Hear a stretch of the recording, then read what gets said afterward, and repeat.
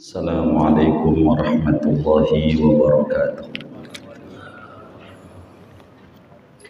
Bismillahirrahmanirrahim. Alhamdulillahi rabbil alamin. Wassalatu wassalamu ala sayyidina Muhammadin wa ala alihi wa sahbihi ajma'in.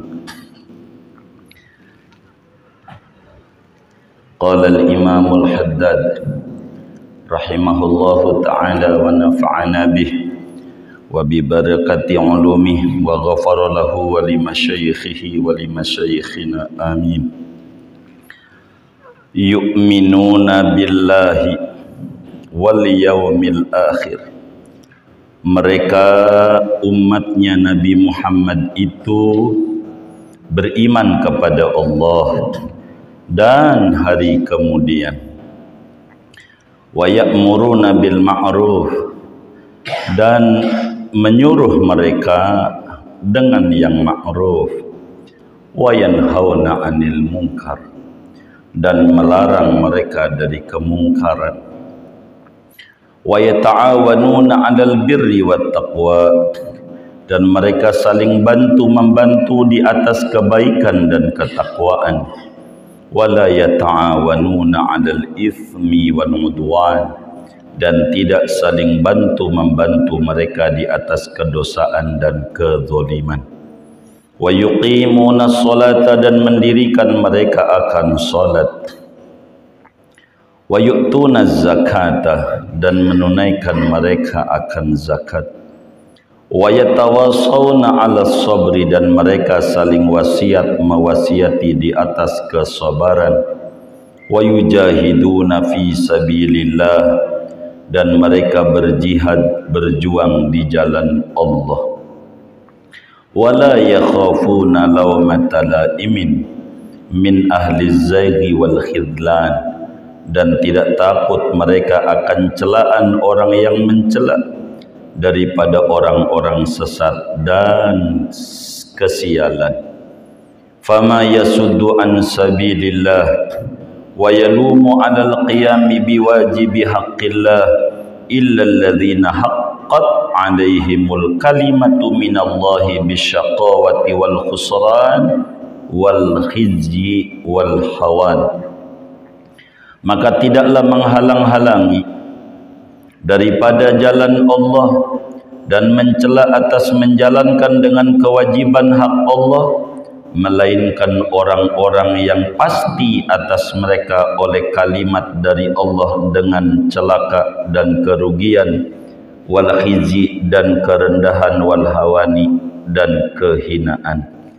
Wallahu a'lamu bissawabi. Segini kita bedah dulu.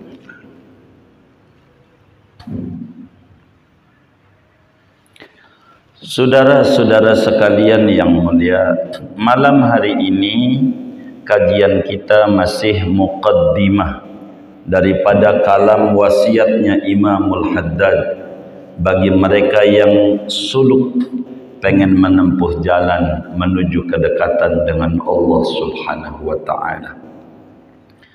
Malam hari ini akan menerangkan tentang kriteria-kriteria umatnya Nabi Muhammad sallallahu alaihi wasallam. Umatnya Nabi itu disebut sebagai khairu ummah, umat yang terbaik. Allah Subhanahu wa ta'ala, saudara, patut untuk kita ucapkan alhamdulillah kepada Allah atas nikmat yang diberikan oleh Allah kepada kita melalui Nabi, sehingga Allah jadikan umatnya Nabi sebagai khairu ummah, umat yang terbaik. Umat yang terbaik ini dalam Islam yang dibawa oleh Nabi ini tidak berbicara gender, tidak berbicara suku dan bangsa. Nabi tidak menyatakan laki-laki ini adalah spesial, perempuan adalah rendahan. Nabi tidak menyatakan bangsa Arab ini adalah spesial, selain bangsa Arab tidak spesial. Nabi menyatakan tentang kesamaan hak antar manusia, an-nasu suwasiyatun ka asnanil musti, la fadla li arabiyyin li a'jamiyyin illa bitaqwa. Kata Nabi, manusia itu seperti gigi sisir. Sisir itu ada giginya. Semuanya sama. Tidak ada yang lebih tinggi, tidak ada yang lebih rendah. Sampai Nabi jelaskan tidak ada keunggulan bagi orang Arab atas non-Arab, kecuali keunggulan itu dengan ketakwaan. Maknanya Nabi tidak mengomentari gender, bahwa ini gender ini harus lebih tinggi dibanding ini. Nabi tidak mengomentari bangsa-bangsa, tapi Islam berbicara kriteria umatnya Nabi Muhammad sallallahu alaihi wasallam dengan kriteria yang jauh lebih bermakna. Apa yang disebut khaira ummah, yang Al-Quran menyatakan kuntum khaira ummatin ukhrijat linnas pada surat Ali Imran. Bahasanya pakai fi'il madhi, saudara. Kuntum adalah kamu sejak dulu menjadi sebaik-baiknya umat, dengan kriteria disebut umat yang terbaik. Ini dijelasin oleh Imam Haddad satu demi satu. Di mana kebaikan umatnya Nabi Muhammad ini sampai mendapatkan gelar khaira ummah. Satu, yu'minuna billah. Umatnya Nabi Muhammad itu beriman kepada Allah. Maknanya beriman kepada Allah, bertauhid, mengesahkan Allah, meyakini bahwa tiada Tuhan selain Allah. Allah tidak punya anak, Allah tidak punya istri, Allah tidak punya bapa, Allah tidak punya keturunan. Allahus Samad, lam yalid wa lam yulad wa lam yakul lahu kufuwan ahad. Beriman Allah itu tunggal, sifatnya, zatnya, perbuatannya. Ini ciri-ciri umat Nabi Muhammad sallallahu alaihi wa alihi wasallam. Kedua, wal yaumil akhir. Umat Nabi Muhammad itu percaya adanya hari kemudian. Maka di dunia sebagai khairiyah, keterbaikan daripada umatnya Nabi, ada keyakinan ini dunia bukan akhir segalanya, tapi nanti ada akhir segalanya, namanya hari kemudian. Dan ini adalah misi dakwah sebetulnya secara umum. Ini secara umum, tapi dasar Al-Quran menyebut ini di nomor 2 atau nomor 3. Kuntum khaira ummatin ukhrijat linnas ta'muruna bil ma'ruf wa tanhauna 'anil munkar wa tu'minuna billah. Itu kalau ngaji tafsir, kenapa tu'minuna adanya di ujung padahal mestinya di depan? Imam Haddad ditaruh di depan dalam paparannya. Enggak mungkin ada amar ma'ruf nahi mungkar kalau enggak ada dasarnya iman dulu kepada Allah. Maka Imam Haddad ditaruh di depan ini. Kalau kita merujuk di dalam berbicara memuji tentang Rasulullah sallallahu alaihi wasallam, kita percaya sama hari kemudian. Ada namanya akhirat. Di sanalah letak yang di dunia tidak mendapatkan keadilan, nanti bakal ada keadilan, namanya faslul qada, di mana Allah bakal adakan peradilan seadil-adilnya. Yang salah dihukum salah, yang benar dihukum benar. Itu nanti ada di akhirat. Dan ini kriteria umat Nabi, percaya ada hari kemudian. Karena itu hidup di dunia hati-hati umatnya Nabi, bahwa dunia bukan negeri balasan, tapi dunia negeri ujian. Ketiga, wa ya'muruna bil ma'ruf. Kriteria umatnya Nabi melebihi dari umat-umat yang dulu Ini kehebatannya nih umat Nabi, beramar ma'ruf dan nahi mungkar. Beramar ma'ruf. Ini umat dulu nggak ada. Maka surat Yasin, saudara, disebut qalbul Quran, jantungnya Al-Quran. Kenapa? Ada ayat yang menarik di surat Yasin. Waja'a min aqsal madinati rajulun yas'a qala ya qaumi ittabi'u al-mursalin. Datang dari ujung kota sosok orang, rajulun, bentuknya umum. Inilah dipujinya umatnya Nabi. Yas'a, dia berusaha, berjalan. Ngapain? Wa qala ya qaumi tabi'ul mursalin. Wahai kaumku, ikuti para rasul.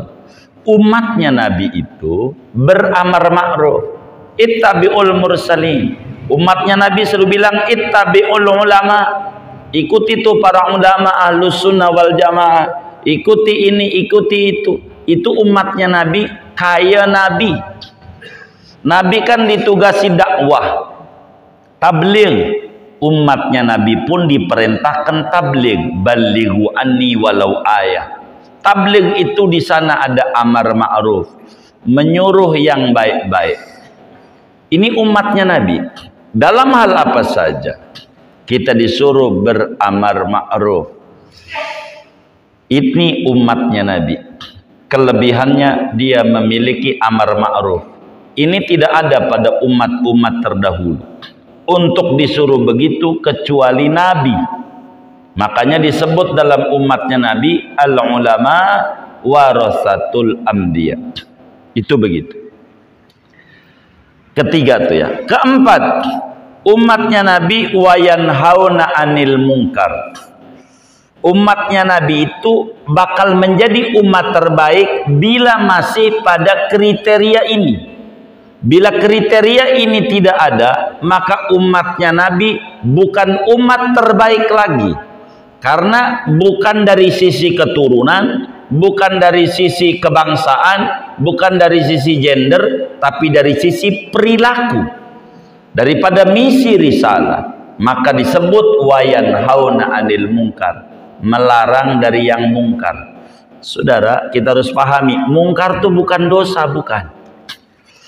Mungkar itu bukan dosa.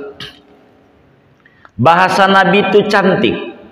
Man ro'a minkum mungkaran. Enggak bilang man ro'a minkum dzamban, man ro'a minkum maksiatan. Enggak ada. Falyughayyirhu biyadi. Enggak ada. Nabi ngomong begitu. Siapa yang melihat kemaksiatan? Enggak ada. Siapa orang yang melihat kemungkaran? Mahwal mungkar. Apa tuh mungkar? Imam Ghazali di dalam Ihya Ulumuddin berbicara mungkar. Mungkar dan maksiat itu kata Imam Ghazali namanya umum khusus mutlak. Mungkar itu namanya umum khusus mutlak. Bahasa kitanya mungkar itu makan di warteg, mungkar maksiat itu minum. Mungkar itu kayak Nabi, maksiat itu kayak Rasul perbandingannya. Kalau dikata Rasul udah pasti Nabi. Kalau dikata Nabi belum tentu Rasul. Kalau kita datang ke warteg jam 9 pagi, Bu makan, pasti dikasih minum. Kalau kita datang ke warteg, Bu minum, jam 9 pagi, kira-kira dikasih makan nggak? Kagak. Maka kalau dikata dosa, pasti mungkar. Kalau dikata mungkar, belum tentu dosa. Itu perbedaannya. Kalau mungkar belum tentu dosa. Kalau dosa udah pasti mungkar. Jadi bahasanya cantik Nabi. Enggak bilang man ro'a minkum maksiatan, tapi man ro'a minkum mungkaron. Biar kita tahu mana mungkar, mana dosa, biar gampang begini. Ini Imam Ghazali tulis di Ihya. Kalau tidak khilaf itu jilid 2 itu, dari 4 jilid itu. Takut sayanya khilaf doa. Itu mungkar itu, Imam Ghazali jelasin, kayak bocah umur 7 tahun mabok-mabokan. Bocah umur 7 tahun mabok-mabokan, minum teh botol cap topi miring. Begitu. Tuh bocah umur 7 tahun mabok-mabokan. Pertanyaannya, dosa enggak? Hah? Bocah umur 7 tahun mabok-mabokan, dosa enggak? Kenapa enggak dosa? Belum mukallaf. Rufi al-qalamu an salasa anis sobi hatta yabluga. Diangkat peraturan dari 3 orang. Salah satunya dari bocah sampai balik. Kalau belum balik nggak ada peraturan. Maka bocah yang umur 7 tahun tuh mabok-mabokan, namanya mungkar. Biar kata begini nih, kita wajib larang. Jangan tong, jangan minum-minuman, jangan. Kita wajib larang. Kan nggak dosa, biarin aja. Jangan. Tuh mungkar tuh begitu. Mungkar. Ini bahasa ini menggunakan bahasa halus Al-Quran. Al-Quran itu bahasanya semuanya wala taqrabuz zina. Jangan dekati zina.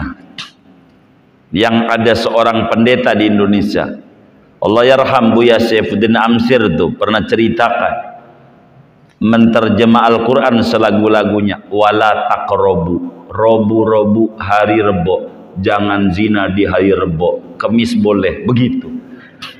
Dari takrabu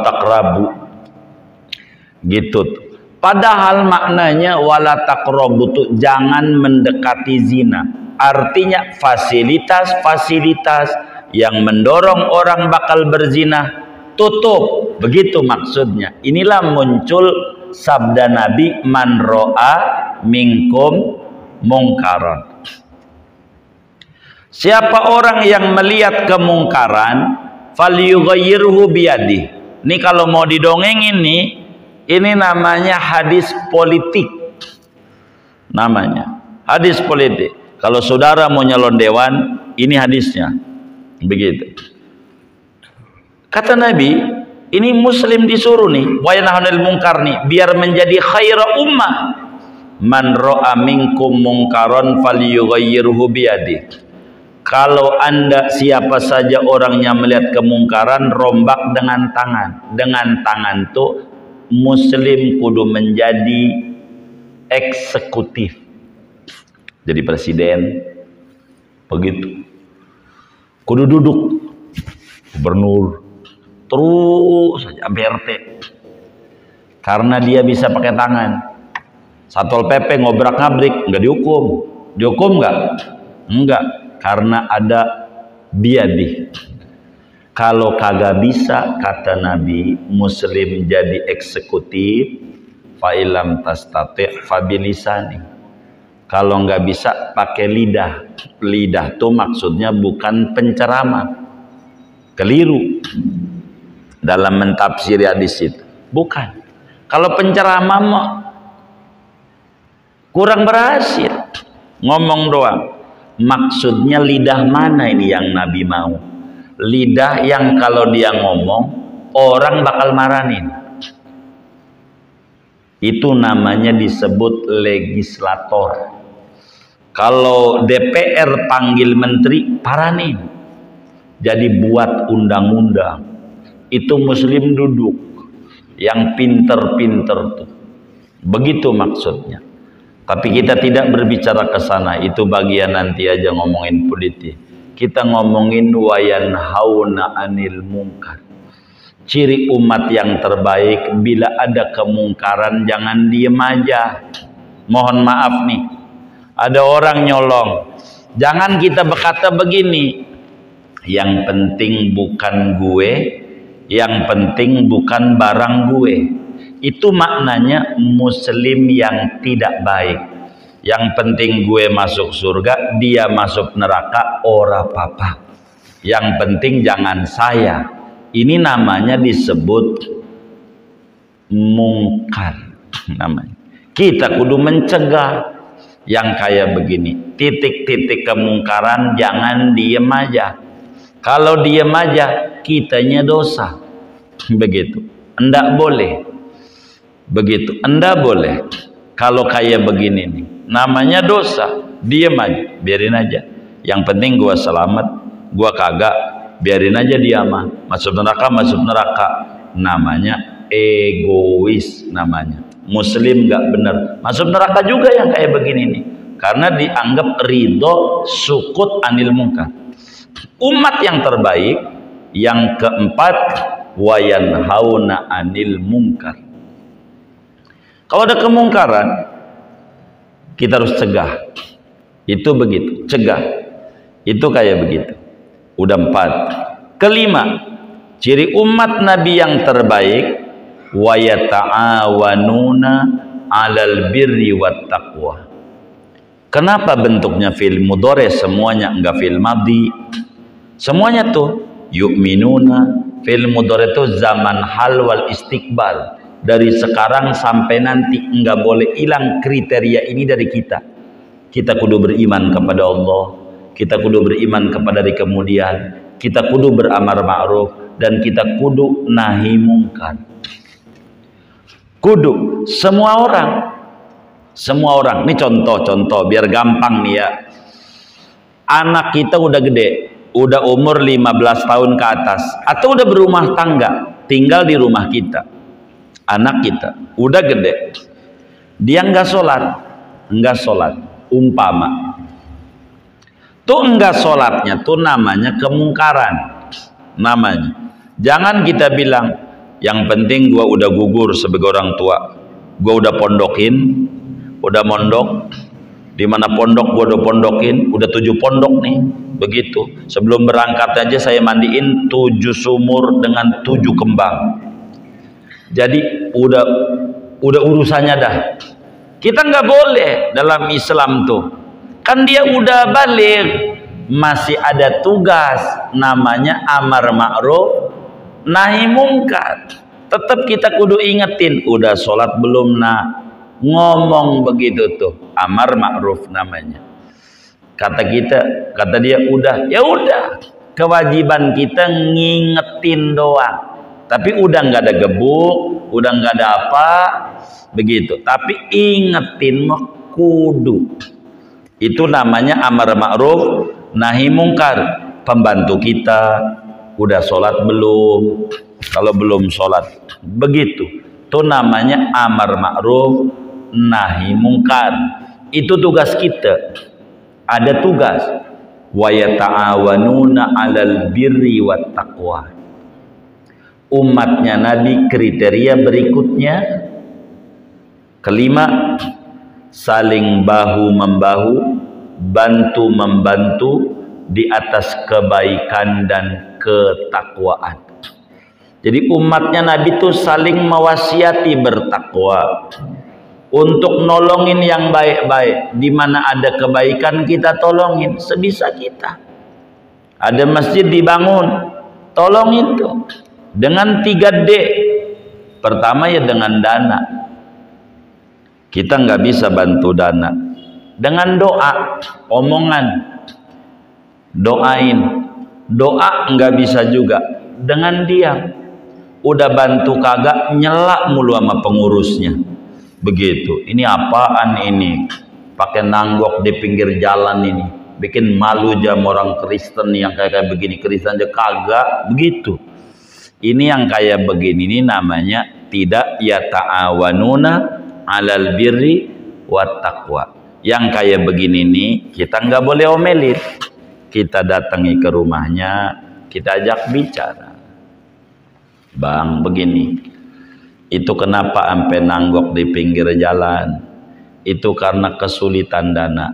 Tuh nanggok tuh sehari dapatnya 1 juta itu. Yang pinggir jalan, jadi sebulan 30 juta. kami akan tutup, nanggok nih, asal abang kasih 30 juta. Kami tutup. Bagaimana? Duit dari mana? Itu dia bang yang jadi masalah. Kita aja bingung duit dari mana. Udah di pinggir jalan nyaris cepek gope, nggak apa-apa. Itu orang yang jaga aja nggak ngapa. Ngapa abang yang pegel? Ada masalah apa ini?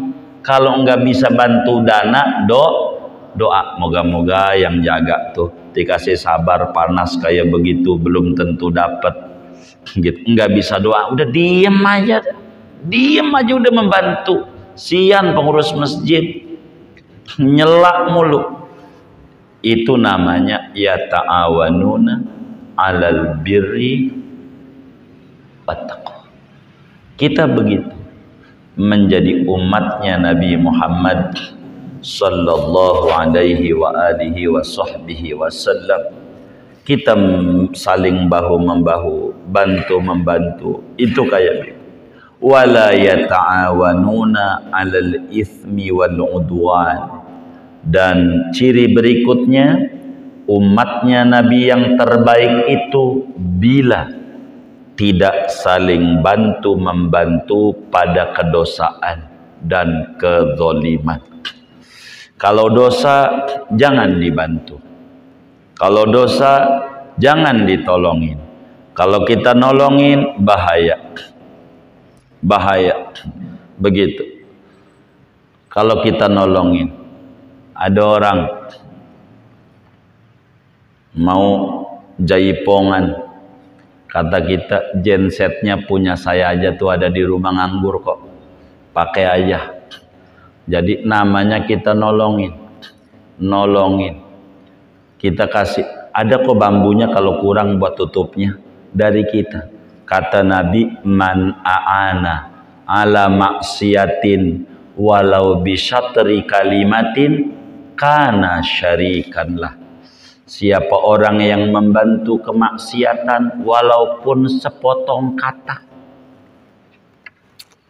sepatah kata, dia andil pada kemaksiatan itu. Ada orang nanya, bang, di mana tempat koprok judi balak 6 double it? Jadi begini ya, ini abang lurus tuh, ada gang tuh, perempatan, nanti abang ke kanan, nanti habis kanan tuh, nanti ada perempatan, abang ke kiri. Ngomong begitu doang tuh namanya dosanya bagi 2. Kita judi kagak dapat, begitu. Padahal kita kagak judi, dapat karena kita ya ta'awanuna 'alal itsmi wal 'udwan. Kita membantu kemaksiatan. Maka sekarang tuh udah gampang maksiat dengan beredar banyak seperti medsos hoak kalau bahasa itu. Ini nih repot gitu. Disebut dosa jariah. Terus saja, tiada berhenti. Maka sebetulnya harus dicegah, dirapihkan itu, biar rapi. Ini tugas semuanya ini. Nggak bisa untuk mencegah begitu. Kalau nggak bakal menjadi repot. Jadi ciri umat Nabi yang terbaik, iman billah, iman bil yaumil akhir, ketiga amar ma'ruf, keempat nahi mungkar, kelima at-ta'awun 'alal birri wat taqwa, dan ketujuh adamut ta'awun 'alal ismi wal udwan. Udah 7. Ini ciri umat Nabi yang terbaik. Wa yuqimunas sholata, dan mendirikan salat. Bahasanya bukan wa yaf'alunas sholata, bukan. Dan mengerjakan salat. Beda antara mengerjakan dan mendirikan. Mendirikan bangunan berarti pondasinya udah kuat. Nggak bakalan dia berdiri kalau nggak kuat. Makanya dengan bahasa yuqimunas sholata maknanya yutimmunas sholata bil arkani wasyuruti. Ciri umat Nabi yang terbaik menjalankan sholat sesuai peraturan-peraturan sholat. Mau belajar ilmu fikih karena nabinya tekan betul, sallu kama ra'aitumuni usolli, tekan betul,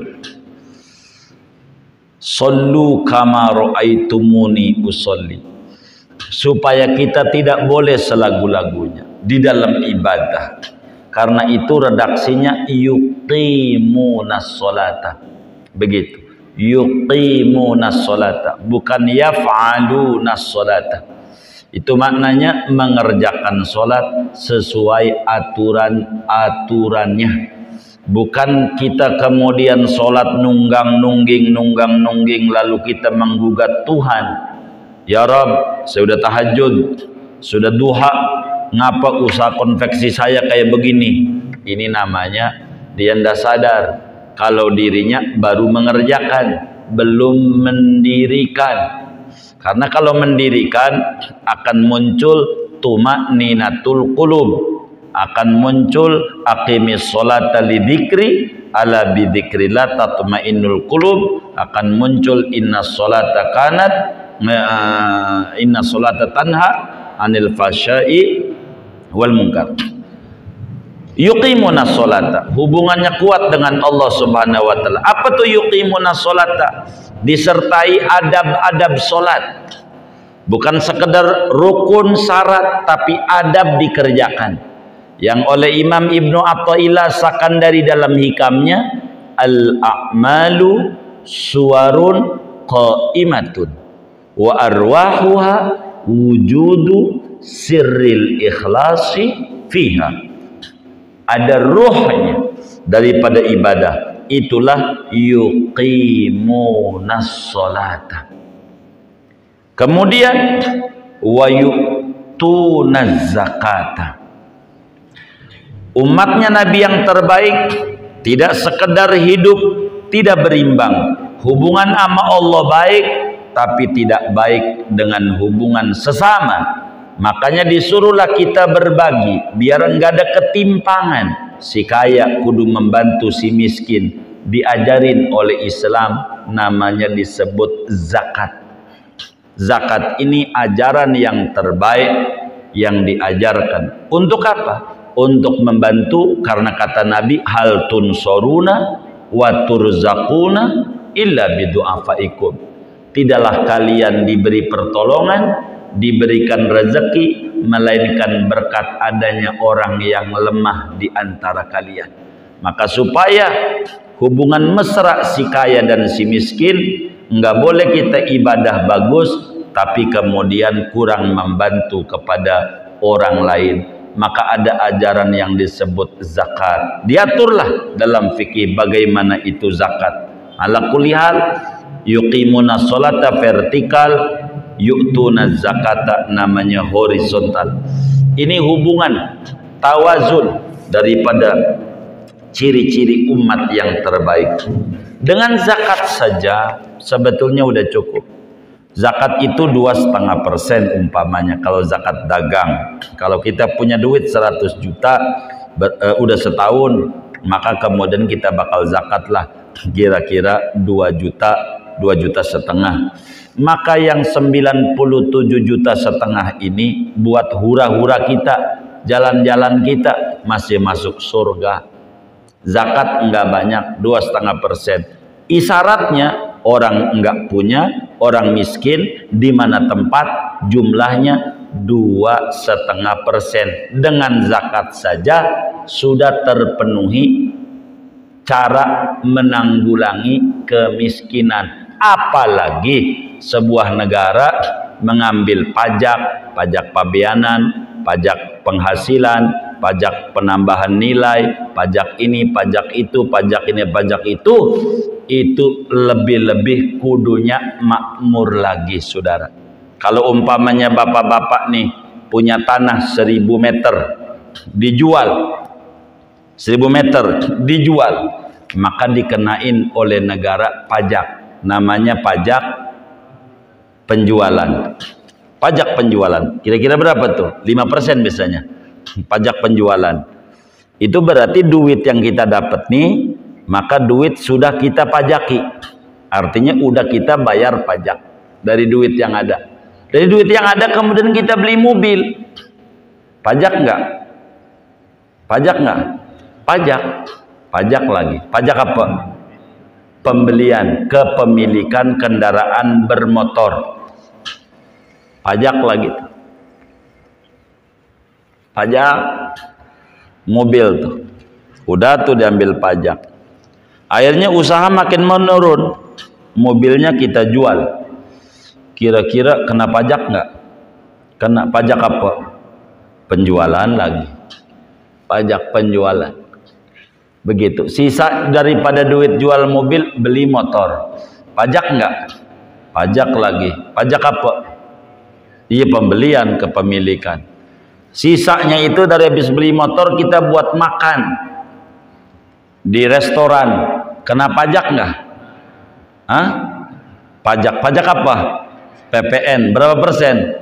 10%. Tuh, pajak terus tuh. Habis makan ini kekenyangan, kita di toilet umum, pajak nggak? Berapa bayarnya? 2.000. Jadi nggak berhenti tuh. Alhamdulillah cuman kentut doang yang sampai sekarang belum ada pajaknya. Begitu. Pajak mulu. Maknanya kalau ini dikelola dengan baik, termasuk zakat dikelola dengan baik, dengan benar, bisa mengentaskan. Ini program-program yang ditanamkan menjadi khairu ummah, umat yang terbaik. Itu begitu, luar biasa. Islam itu punya ajaran wa yatawasawna 'alas sabri. Kriteria khairu ummah, umatnya Nabi yang disebut umat terbaik. Apakah kita masuk pada ini? Dilihat dari kriteria ini. Wa yatawasawna 'alas sabri, saling berwasiat di atas kesabaran. Sabar. Sabar ada 3. Sabar fi'lut ta'ah, sabar menjauhi maksiat, sabar daripada cobaan. Kata Ibnu Athaillah dalam hikamnya, la tastaghrib wuqu'al aqdar madumta fi hadhihi dar li'annaha ma abrazat illa ma huwa mustahiq wasfiha wa wajibu naqtiha. Jangan Anda heran terjadinya problem kehidupan selama Anda ada di negeri dunia ini. Mengapa? Tidaklah problem itu terjadi melainkan karena memang sudah menjadi karakteristik daripada dunia. Jadi seakan-akan segala sesuatu ada karakternya. Lautan ada karakternya, yaitu ombak. Sebelum kita lahir ada ombak, sampai ni hari ada ombak, sampai kita mati ada ombak. Itulah lautan. Kadang gede, kadang kecil. Tugas kita bukan untuk mencaci maki ombak, tapi tugas kita adalah mengendalikan perahu kita, bagaimana menghadapi ombak besar, bagaimana menghadapi ombak kecil, supaya perahu kita selamat dari dermaga Tanjung Priuk menuju Tanjung Karang. Begitulah dunia. Dunia negeri ujian. Sebelum kita lahir emang udah negeri ujian. Sampai ni hari dunia negeri ujian. Sampai kita mati dunia negeri ujian. Kadang besar, kadang kecil. Tugas kita bagaimana mengendalikan hati kita, mensikapi ujian besar bagaimana, mensikapi ujian kecil bagaimana. Dan ini penting kita untuk wa yatawasawna 'alas sabri. Itulah yang ada di surat Wal Asri. Kita kudu saling wasiat mewasiati dalam kesabaran. Begitu, sabar. Biasa, aduh bini saya ini ngomel-ngomel mulu, yang sabar. Emang begitu, maklumin aja. Perempuan mulutnya 2, mulut atu aja ribet, apalagi mulutnya 2. 2 apa tuh ya? Jangan dicatat. Gitu, begitu, gitu. Iya sabar. Emang begitu. Sabar aja, nggak apa-apa. Harus sabar. Emang begitu. Itulah dunia. Wa yujahiduna fi sabilillah.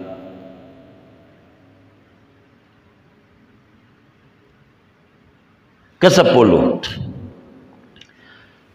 ciri umat yang terbaik, mereka berjihad di jalan Allah. Berjihad itu banyak, bukan perang saja. Jihad itu, dan jihad yang terbesar ya jihadun nafs. Begitu, jihadun nafs. Bagaimana kita menundukkan nafsu kita supaya mau nurut sama Allah. Begitu kata Imamul Busiri dalam burdahnya, wa khalifin nafsa wa syaitana wa'sihima wa inhuma mahadakan nushafat tahimi wa nafsu katifli in tuhmilhu syabba'ala hubbir radha'i wa in taftimhu yanfatimi.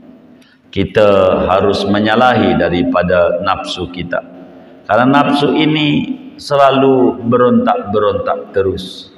Nafsu ini selalu bisikannya bagus. Itulah kita kudu mujahadah, kudu berjihad di jalan Allah. Dengan cara apa? Bi anfusihim, bi amwalihim, bi ulumihim, bi jahihim, dengan berbagai cara.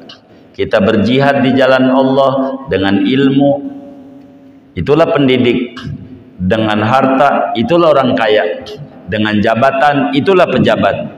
Begitu. Ini kita disuruh berjihad. Tapi berjihad ini melawan hawa nafsu. Tapi harus niatnya fi sabilillah. Nggak boleh ada kepentingan lain. Kalau itu bakal nggak ketemu titik temunya. Man jahada fina lanahdiyannahum subulan. Fina fi sabilina. Siapa orang yang berjuang di jalan kami, niscaya kami berikan arahan hidayah jalan-jalan kami. Asal kita benar-benar wa yujahiduna fi sabilillah, wa yujahiduna fi sabilillah. Begitu. Itu begitu. Ini kita harus jihad, macam-macam bentuknya. Ngaji juga namanya jihad. Melawan kebodohan diri untuk kita mengenal Allah, mengenal hukum-hukum Allah, supaya kita bisa taat kepada Allah subhanahu wa ta'ala. Yang ke-11, ciri-ciri umat terbaik adalah wala yakhafuna laumata laim min ahli zayghi wal khidlan. Umat terbaik itu cirinya dia tidak pernah takut dicela orang. Kalau sudah menegakkan hukum, kalau berdiri di atas kebenaran, mau orang kata apa kek, itu enggak usah dipikirin. Sebab ridhon nas ghayatun la tudrak. Disenangi semua orang adalah impian yang sulit terwujud. Enggak bisa. Diceritakan di dalam satu kitab bagaimana kasus antara Luqman Al-Hakim kepada anaknya. Ketika beliau bilang, ya bunayya ridhon nas ghayatun la tudrak. Anakku, komentar orang gak bakal ada habisnya. Begitu. Masa sih mau berbuat apa aja anda bakal disalahin. Emang begitu. Yang benar, ayo kita buktikan. Luqman ini kuburannya di Mesir, di Alexandria. Itu kaul yang kuat dari berbagai kaul. Namanya Masjid Nabi Daniel. Itu di bawah, kalau ibarat At-Tahiri masuk ke bawah lagi, di bawahnya itu makamnya. Begitu. Moga kita dikasih rezeki luas bisa ziarah ke Mesir. Ada 10.000 sahabat Rasulullah yang makamnya di Mesir. Di Banha ada 4.000. Di Baqi' Mesir. Di Banha itu ada disebut Baqi' Mesir. ada 70 sahabat Rasulullah yang ikut perang Badar. Dari 313 ahlul Badar, makamnya di situ. Makam. Maka kata Luqman, baik, maka bawalah sapi. Mau dijual ke pasar. Mau dijual ke pasar. Luqman ada di sebelah kanan, anaknya di sebelah kiri. Dituntun ini sapi berdua.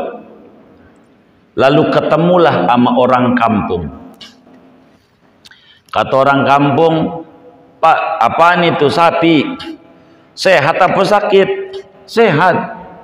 Yo, sapi sehat kok, ya dituntun. Bikin capek aja. Gila ente, naikin aja. Begitu, ngapain bikin capek-capek? Naikin. Begitu, maka dinaikin berdua. Anaknya di depan, Luqman di belakang. Terus dibawa ke pasar. Ketemu lagi sama orang, dikomentari, geblek tuh orang, sapi kurus begitu dinaikin berdua, dia nyiksa sama binatang. Gantian kayak jadi orang, mau jangan sama binatang, jangan begitu. Kata anaknya, tuh Pak, ya kita nggak boleh berdua, gantian. Udah abah aja dulu, saya yang nuntun. Maka anaknya nuntun itu sapi. Ketemu lagi sama orang kampung. Dulu kan begitu, sama aja Kampung Baru juga. Kan jalannya belok-belok itu. Dulu kan sawah kira-kira Kampung Baru tuh ya. Kan disebut baru berarti dulunya bukan kampung kan. Kampung Baru berarti baru kampung, dulunya sawah. Sawah aja kosong, baru ketemu kampung. Kan belok-belok kira-kira begitu. Betul nggak begitu? Hah? Iya, itu begitu. Kayak di daerah-daerah aja lah kira-kira gambarannya kan begitu. Belok-belok. Maka jalannya terus saja. Karena terus aja nggak ketemu titiknya, namanya jalan panjang. Jalan panjang. Begitu jalannya. Jalan panjang. Panjang jalannya itu. Begitu muter-muter. Dari mulai Ciputat Raya belum ada jalannya itu, apa itu Metro Pondok Indah itu, belok aja Ciputat Raya itu, Pasar Bayoran, baru ke Cipulir tuh udah masuk dah tuh, jalan panjang terus saja, itu namanya jalan panjang ya. Begitu. Maka kemudian anaknya nuntun, bapaknya naik, ketemulah orang kampung. Aduh, tuh orang geblek amat, anaknya jalan susah kayak bebek Costa, gemuk kayak begitu, susah suruh nonton dia enak-enakan. Geblek tuh si bapak, kagak bener tuh yang kayak begitu. Maka kemudian kata si anaknya, tuh Pak, apa dikata, dah saya yang naik. Bapaknya nuntun, anaknya yang naik. Temu lagi sama orang kampung. Itu anak duraka. Masa bapaknya suruh nuntun, dia enak-enakan kagak capek. Di mana otaknya tuh anak model kayak begitu? Itu udah capek anaknya. Tuntun berdua salah, dinaikin berdua juga salah, gantian juga salah. Kata anaknya usul sama abahnya, bah kalau begitu kita pikul saja. Maka itu sapi digulingin, diikat kakinya, dipikul. Dipikul sapi. Maka ketemu orang kampung, ditanya, itu sapi hidup, sapi mati? Sapi hidup. Mau saya jual ke pasar Iskandaria, mau saya jual ke pasar. Sapi hidup digotong, begitu nggak ada otaknya, tuntun aja. Tadi udah salah dituntun. Akhirnya kata anaknya, bah buang aja. Maka dibuang ke jurang. Kata Luqman bilang, emang juga apa kata Abah, ya bunayya ridhon nas ghayatun la tudrak.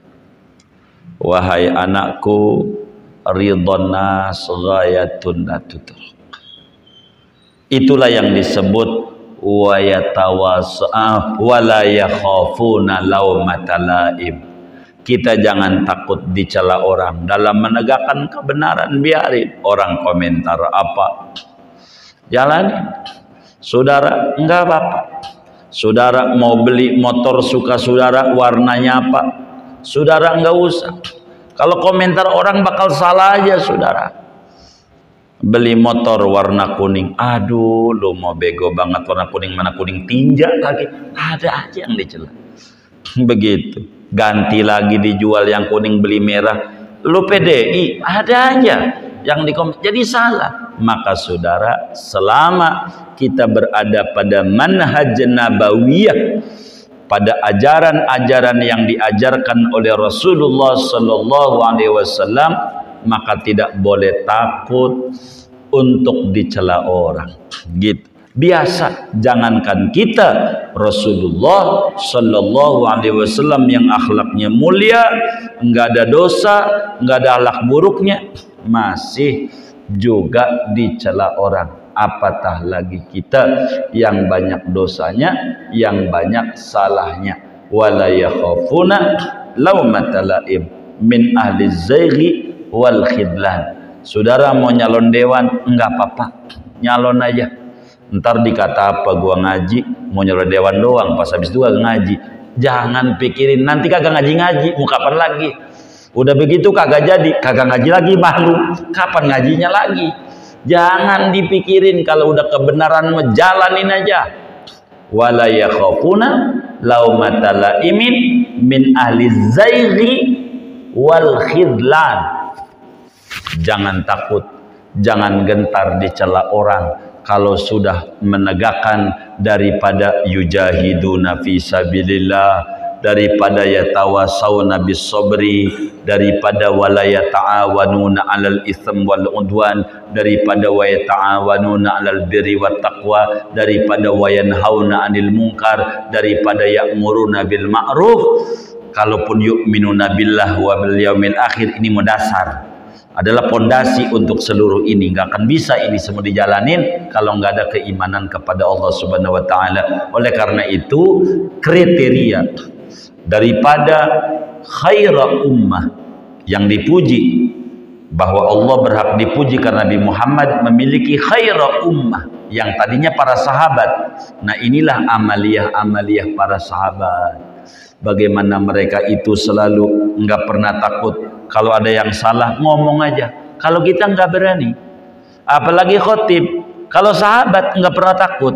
Dulu ada seorang raja, waktu khutbah Sayyidina Anas bin Malik nih protes di Baghdad, karena Anas bin Malik adanya di Irak. Akhirnya di Irak kan punya murid, salah satunya Imam Hasan Basri. Ada khotib Jumat, waktu doa Allahumma gfir lil mu'minina wal mu'minat, itu khotibnya ngangkat tangannya begini, diangkat doanya, itu langsung diri, timbang begitu doang tuh diri. Itu Anas bin Malik langsung bilang, ra'aitu Rasulullah sallallahu alaihi wasallam la yarfa'una yadaihi inda du'a. Ma ra'aitu Rasulullah sallallahu alaihi wasallam yarfa'una yadaihi inda du'a. Saya belum pernah seumur-umur Rasulullah sallallahu alaihi wasallam ngangkat dua tangannya ketika berdoa. Ini juga jadi salah lagi hadisnya. Maka ada orang doa nggak mau ngangkat tangan. Kan Anas bilang, padahal ada asbabul wurudnya, gara-gara khotib doa tangannya diangkat, ngurangi ganjaran. Itu aja ditegur, nggak pernah takut. Wala yakhafuna laumata laim, nggak takut. Dibilang saya seumur-umur, kalau bahasa Betawinya sejak bujek, ndak lihat Rasulullah ngangkat tangan ketika doa sedang khutbah. Nabi enggak ngangkat tangan, enggak. Kalau kita enggak wasiat takwa aja, diem aja. Enggak wasiat takwa lagi, payah banget nih. Habis itu dongeng aja. Khotibnya kagak diingetin, gimana tahu dia. Tegur. Begitu. Yang kayak begini kebanyakan adalah orang Arab berani. Kata Mu'allim Syabiyadami Habib Ali Bungur rahimahullah rahmatan abrar, ada khotib lupa wasiat takwa. Mau duduk, tip, jangan duduk, belum wasiat takwa, ente baca ittaqullah, maka khotib ittaqullah, baik, duduk. Begitu. Kalau kita kan agak berani, dikata apa? Kata kita gitu, kata kita begitu. Karena kita itu sungkan untuk menegakkan agama Allah tuh ngeri takut dicela. Diam aja, ngeri takut dicela. Kalau udah menegakkan kebenaran, kita tidak boleh takut dicela orang min alizzaighi wal khidlan. Segini aja dah tuh. Fama yasuddu an sabilillah. Nah, bagaimana kalau sampai kuntum khaira ummah, Allah jadikan kita umat terbaik, dari 11 kriteria ini enggak ngejalanin kita atau kurang dari ngejalanin, ada apa dengan kita? Nah, itu maksud fama yasuddu. Tapi satu uraian tersendiri masalahnya. Begitu, satu uraian tersendiri, sehingga tidak bisa untuk dibedah malam hari ini. Nanti saja.